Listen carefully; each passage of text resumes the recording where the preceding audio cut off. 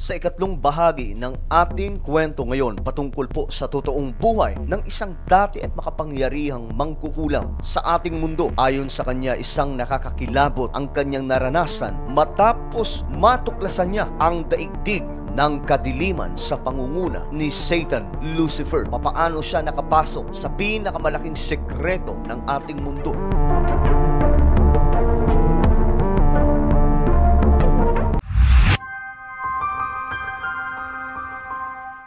Hello, what's up mga sangkay? This is me. I'm back for another vlog today. Huwag niyo pong kailimutan na i-subscribe yung ating YouTube channel, i-click ang bell at i-click niyo po yung all. Sa mga nanonood po sa Facebook, i-follow niyo po yung ating Facebook page. Pangatlong bahagi na po ng ating pinag-uusapan ngayon, ang tunay na buhay ng dating witch o isa sa pinakamakapangyarihan na mangkukulam sa ating mundo na naging ahente ni Satan, Lucifer. Dito nangyari na nga po mga sangkay ang pagkakataon na napasama siya sa eksaktong lokasyon ng pagpupulong kasama po mga sangkay ang mga makakapangyarihang nilalang na miyembro ng kadiliman, kung saan naganap at nakita nga po niya mga sangkay at isinalaysay ang nakakakilabot na mga pangyayari.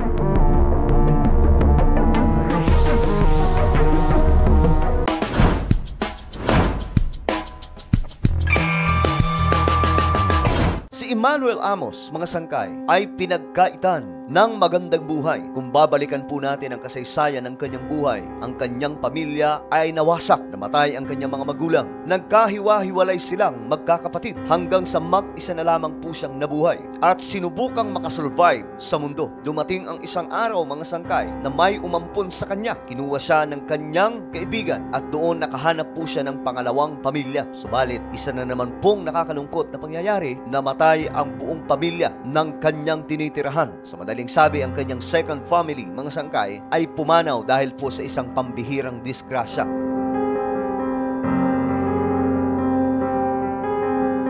Nabuhay na naman po si Emmanuel Amos na mag-isa hanggang sa nagkaroon ng pagpasok sa kanyang buhay ang isang napakagandang babae na si Alice, na wala po siyang kamalay-malay na ang napakagandang babae na si Alice na naging kabahagi ng kanyang buhay at minahal niya na may magarbong pamumuhay ay isa palang ahente ni Satanas, isang makapangyarihang witch o mangkukulam, kung saan dito niya mga sangkay naranasan ang mga nakakakilabot na mga pangyayari.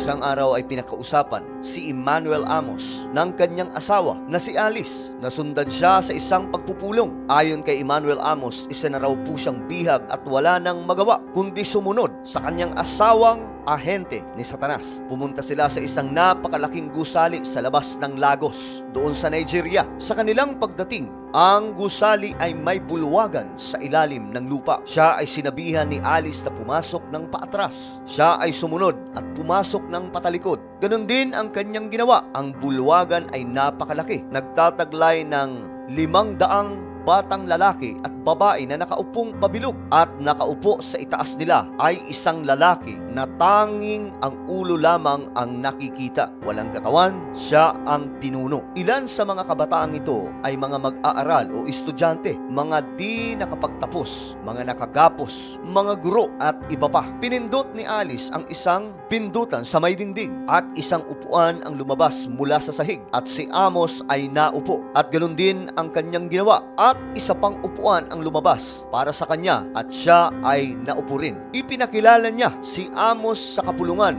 bilang isang bagong kasapi at siya ay pinalakpakan at tinangkilik. Si Alice ay itinaas ng katungkulan dahil dito. Lahat ng kanilang pinag-usapan sa pagpupulong ay hindi maunawaan ni Amos, at sa dulo nito habang sila ay papaalis, siya ay sinabihan na bumalik mag-isa sa susunod na araw, sabi ng pinuno. Ito ang unang pakikisalamuha ni Emmanuel Amos sa mahiwaga o lihim ng daigdig, at ito po ay totoong nangyari sa kanyang buhay na kanyang ikwinento nung siya ay hatakin ng ating Panginoong Diyos sa pagkagapos ng dyablo. Nang gabi ring yon, bandang 2:00 ng umaga. Ito ang kalimitang oras ng mga pagtitipon at mga mapanganib na lakarin ng lahat ng puwersa ng kadiliman at ng kanilang alipores. Ginising si Amos ni Alice at ipinahayag ang ilang mga bagay. Dito na umamin ng gusto itong si Alice, mga sangkay, ang kanyang asawa. Ayon kay Alice, hindi siya pangkaraniwang tao. Siya ay kalahating tao at kalahating espiritu. Subalit, lamang ang espiritu. Ang nakita raw ni Amos sa isang lihim na silid sa bahay nila ni Alice ay ang mga ginagamit niya sa kanyang mga pananalangin tuwing umaga upang ang mga espiritu ay gabayan siya sa buong maghapon. Tungkol naman sa mga kalansay, sinabi ni Alice ang mga sekreto tungkol dito. Walang imik si Amos habang naglabas si Alice, mga sangkay, ng ilang mga libro tungkol sa mga misteryo ng daigdig upang basahin ni Amos. At dahil sa mapanuring isipan ni Amos, mas pinili niyang basahin ang mga ito. Hindi nagtagal, naging interesado si Amos sa libro hanggang sa nakita o napansin ito ni Alice na si Amos ay nagka-interes na sa kanyang binabasa. Lingid sa alaman ni Amos, ipinadala ni Alice ang kanyang pangalan sa isang lihim na lapian o samahan sa India. Dahil siya ay sinabihan ng sumunod na araw, siya ay bumalik sa samahan na mag-isa at doon nakasama ni Amos ang 10 iba at ilang mga saksi at sila ay tatatakan. Tinawag sila sa gitna ng bulwagan at ang mga sumusunod na bagay ay iginawad sa kanila sa isang lihim na bulwagan sa ilalim ng lupa. Ito ang nangyari habang isinasagawa ang isang ritual. Una, isang galong sangkap na parang galapong ang ipinahid sa kanilang mga katawan. Ito ay pagpapasa sa kanila bilang isang ganap na kasapi o miyembro. Pangalawa, isang tungga ng tila baga likidong langis ang ibinigay sa kanila upang inumin. Ito ang nagpapabilang sa kanila upang maging isang ahente ni Satanas. Pangatlo, isang tila baga pulbura na sangkap ang ipinahid sa kanilang mga ulo. Ito ay pagpapabilang sa kanila upang mapag-aralan ang kanila pang mga matitinding lihim. Lingid din kay Amos, ang panimulang seremonyang ito ay itinatala sa India at nang sumunod na araw nakatanggap siya ng sulat mula sa kanila. Sa isang sulat para kay Emmanuel Amos ay inuutusan siya na pahiran ang sulat ng kanyang sariling dugo at muli itong ibabalik sa kanila sa pamamagitan ng paraan na kanilang sinabi. Ginawa ito ni Emmanuel Amos. Mula sa puntong yun, talagang wala ng atrasan. Ang pagtalikod ay nangangahulugang kamatayan tulad ng lagi nilang pinapaalala at alam ni Emmanuel Amos na kahit anong gawin niya ay talagang namang wala ng pag-asa pa. Kapos ang buong pagkatao ni Emmanuel Amos at wala siyang ibang gagawin kundi ang sumunod sa kanyang makapangyarihang asawa. Isang madaling araw, sinabi ni Alice kay Amos na mayroong importanteng seremonya na idaraos sa kanilang tahanan. Sa bandang 2:00 ng umaga naglabas siya ng isang gumagapang na bata, isang babaeng buhay. Nakakakilabot, mga sangkay, ang seremonyang ito na ginanap mismo sa bahay ni Alice at Amos. Sa harap ng mga mata ni Amos, ginamit ni Alice ang kanyang mga daliri at dinukit palabas ang mga mata ng bata. Ang iyak ng bata ay nagpabasag sa kanyang puso. Pagkatapos na ito, biniyak ng pira-piraso at ibinuhos pareho ang dugo at laman sa isang bandihado at sinabihan niya si Amos na kumain. Si Amos ay agad-agad na tumanggi. Agad naman tinitigan ni Alice ng masamang tingin si Amos hanggang sa siya ay napasunod na lamang. At ayon kay Amos, mga sangkay, hindi lamang kinakain ang laman kundi dinidilaan na rin ang dugo. Habang ito ay nangyayari, sinabi ni Alice, ito ay isang tipanan sa ating dalawa. Hindi mo ipagsasabi ang anumang bagay na nakita mo na ginawa ko o anumang tungkol sa akin sa sinumang tao sa mundo. Sa araw na sirain mo ang tipanang ito, ang iyong buhay ay mawawala. Ito ang mabigat na babala ng kanyang asawa. Ang ibig sabihin, sa araw na sirain ni Amos ang tipanang iyon, siya ay papatayin. Matapos ang insidenteng ito, nagpasimula si Amos magkaroon ng kakaibang pakiramdam sa kanyang kalooban. Siya ay nagbago at hindi niya mapigilan ang kanyang sarili. Nang makita ni Alice na siya ay nagtagumpay sa pagkuha sa kanya na maging ganap na kasali sa mundo ng kadiliman at mabilis na lumalago, siya ay nakontento at nalaman niya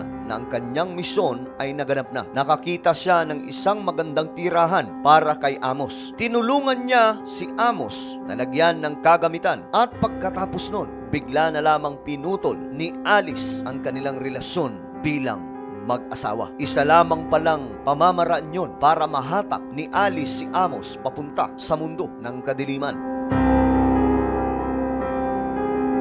Ang samahan sa Delhi, India ay nagpadala ng ikalawang sulat na nagsasabi kay Amos na pumunta ito sa India. Laman din nito ang mga bagay na dapat niyang sundin. Kumain ng dumi, kumain ng nabubulok na daga at makipagtalik sa mga espiritu sa sementeryo sa gabi. Isang nakakakilabot mga sangkay na kailangang gawin ni Emmanuel Amos. Matapos gawin ito ni Emmanuel Amos, ayon sa kanilang samahan, ipinagbabawal na makipagtalik si Amos sa kahit na sinong babae sa mundo. Nagpadala si Emmanuel Amos sa kanilang samahan ng isang sulat na nagsasabi sa kanila na wala siyang visa, kung kaya't hindi niya alam kung papaanong makakarating siya sa India. Sa oras na ito, nagpasimula siyang gumawa ng negosyo. Siya ay isang seryosong taong nagpapalusot. Subalit dahil sa mga kapangyarihan sa likod ni Amos, wala siyang naging problema sa tao sa paliparan o customs at iba pa. Nagpasimula siyang magkaroon ng maraming pera, pagkain at mga kagamitan. Hindi na sila salat. Isang araw isinara niya ang kanyang tirahan at lumabas. At sa kanyang pagbalik, binuksan niya ang pinto at naroon ang isang lalaki nakaupo sa loob. Siya ay natakot. Sabi niya, "Hindi ba ikaw si Emmanuel Amos?" Sagot naman ni Amos, "Ako nga." Sumagot naman ng isang lalaki, "Ako ay ipinadala upang dalhin kita sa India, kaya maghanda ka na." Si Emmanuel Amos ay nagpalinga-linga, tumungo at naupo sa tabi ng sopa. Handa na naman sa susunod na utos. Subalit tulad ng kidlat, hinipon niya si Amos at sila ay bigla na lamang pong nawala.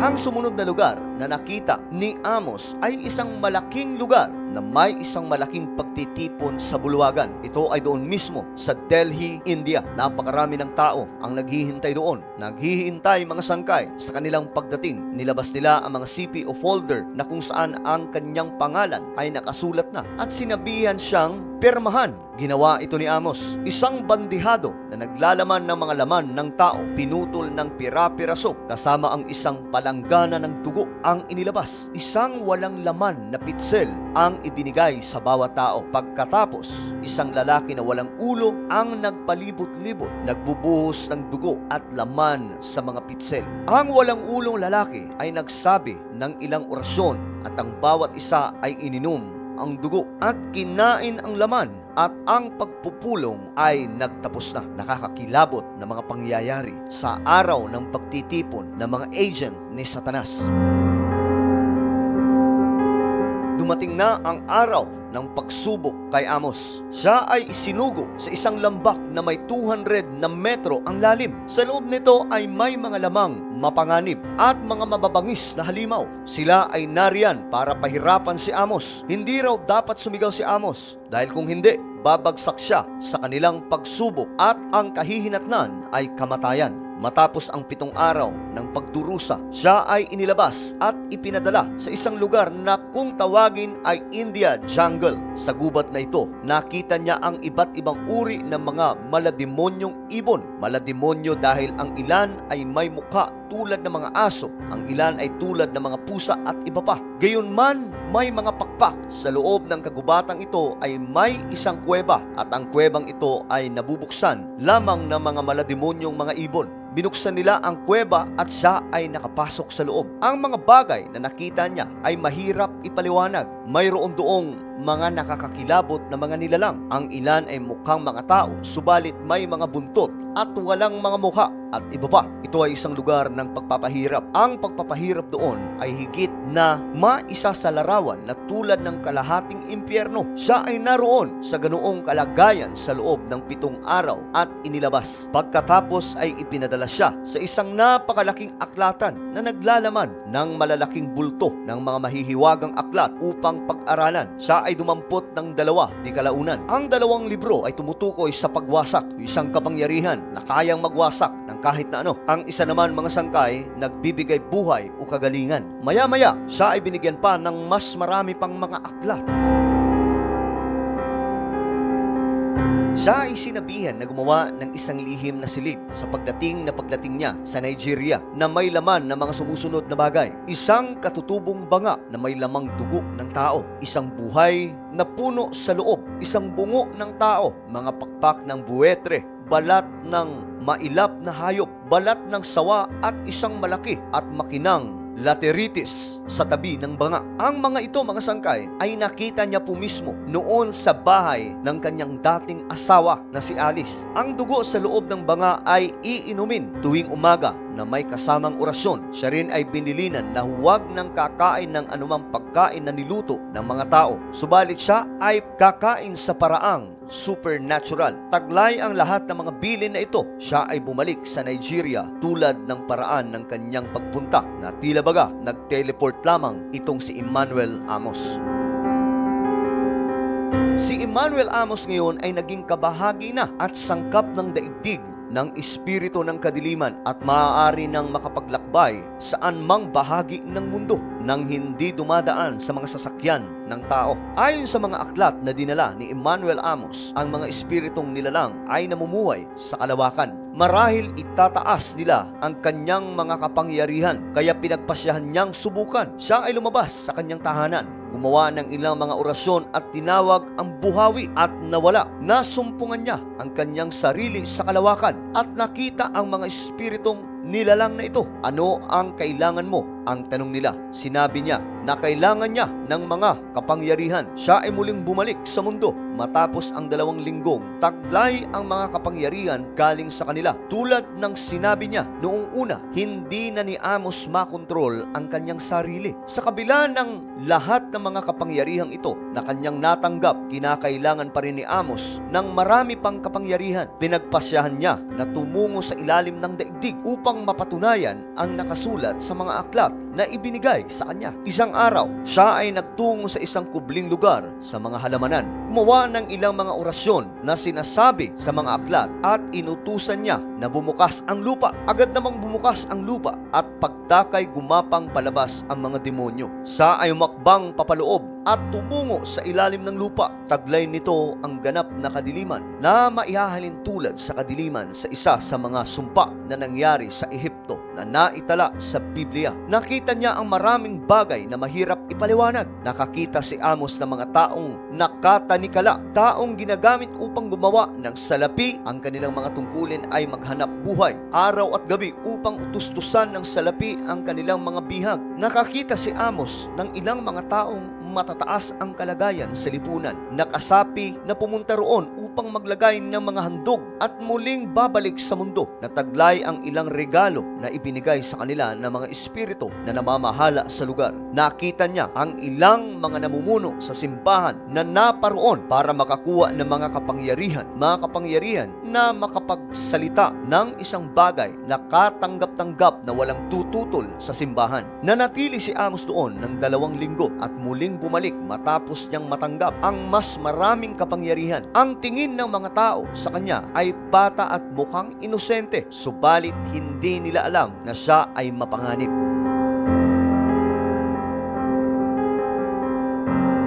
Isang gabi, nagpasya si Amos na maglakad-lakad sa isang bus stop. Nakakita siya ng isang batang babae na napakaganda at naghihintay. Wala si Amos sinabing kahit na ano sa kanya. Nang sumunod na araw sa kanyang pagdaan, tinawag niya si Amos. Si Amos ay napahinto at ipinakilala ang kanyang sarili bilang Emmanuel Amos. Subalit hindi niya ipinakilala ang kanyang sarili kay Amos. Tinanong ni Amos ang kanyang pangalan at tirahan, subalit tumawa lamang ang babaeng ito. Sumagot naman ang babae kung saan siya nakatira at ang sagot lamang ni Amos, mga sangkay, ang lugar na kanyang pinagmulan, subalit hindi ang eksaktong lokasyon. Nang si Amos ay papaalis na, sinabi ng babaeng ito na dadalawin daw niya si Amos isang araw. Sa isipan ni Amos, sinabi niya, iyon ay napaka-imposible dahil hindi binigay ni Amos sa kanya ang numero ng kanyang bahay. Papaano siya makakarating doon? Subalit totoo ang kanyang sinabi. Nakarinig si Amos sa kanyang tahanan ng isang katok mula sa kanilang pintuan. Makalipas ang 1 linggo matapos ang kanilang pag-uusap sa himpilan ng bus, naroon siya,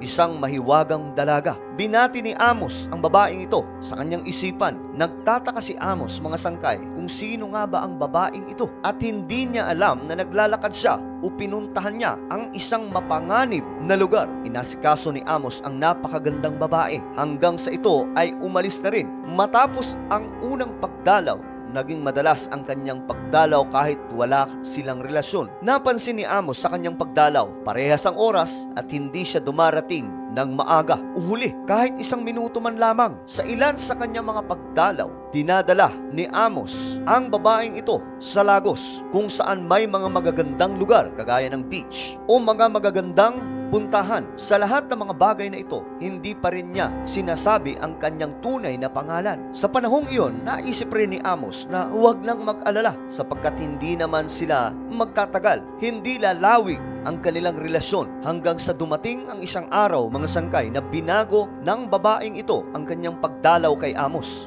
Binago ang oras. Bigla-biglang binago niya ang kanyang pagdalaw sa gabi. Isa sa kanyang mga pagdalaw, sinabi niya kay Amos, ngayon, napapanahon na siya naman ang dalawin ni Amos. Nanatili silang magkasama ng gabing iyon hanggang sa alas 8 ng umaga ng sumunod na araw at umalis sila. Sumakay silang dalawa sa isang bus at sinabi niya sa tsuper na huminto sa Bar Beach o inuman sa tabing dagat. At sa aming paghinto, tinanong ni Amos ang babae, saan tayo pupunta? Sinabi ng babae, huwag kang mag-alala, malalaman mo kung saan ang buhay ko. Dinalan niya si Amos sa isang sulok ng Bar Beach. Gumamit ng tila baga isang sinturon at tinalian silang dalawa at pagdakay isang kapangyarihan mula sa likod at nagtulak sa kanila patungo sa ilalim ng dagat. Nagpasimula muna silang lumipad sa ibabaw ng tubig, diretso sa karagatan. At ayon nga po kay Amos, mga sangkay, ang mga bagay na iyon ay nangyari sa kanyang pisikal o panlabas na kaanyuhan. At sa isang punto, sila ay lumubog sa sahig